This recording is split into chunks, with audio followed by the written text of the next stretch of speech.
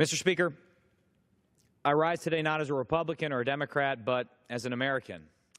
If we can really find a way to cut through the media circus surrounding the debate about Russia in the past few weeks, I think it would reinforce for all of us that whatever our political differences, our country must always come first. Those who would destroy our way of life do not wear the jersey of one political party or another. The only laundry they wear is the flag of their nation, whose interests they will advance regardless of domestic American politics. And make no mistakes, Mr. Speaker, Russia, under Vladimir Putin, is not our friend. He is on no one's team but his own.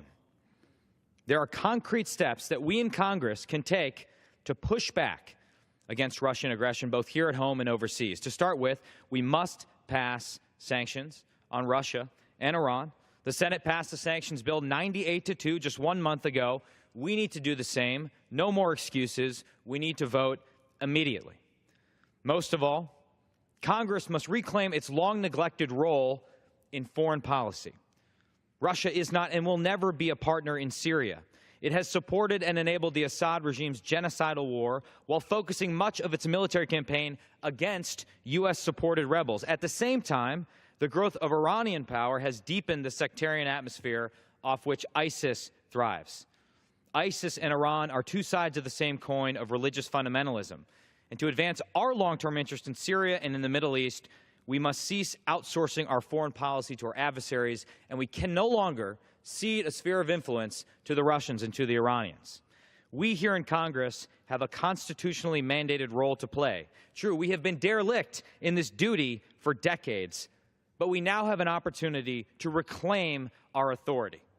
As part of a congressionally led campaign to push back against our adversaries, we should revisit the underlying authorities that are allowing us to conduct lethal activities around the world. We need to pass a new authorization for the use of military force to put our efforts against ISIS, against Al-Qaeda, all of their affiliates, and anyone else that would seek to challenge our interests on the strongest legal footing possible. We can't just sit on the sidelines. The part of passive spectator is unworthy of this great body. We must lead when it comes to both enhancing our defenses against attacks and pushing back against Russian or Iranian aggression abroad.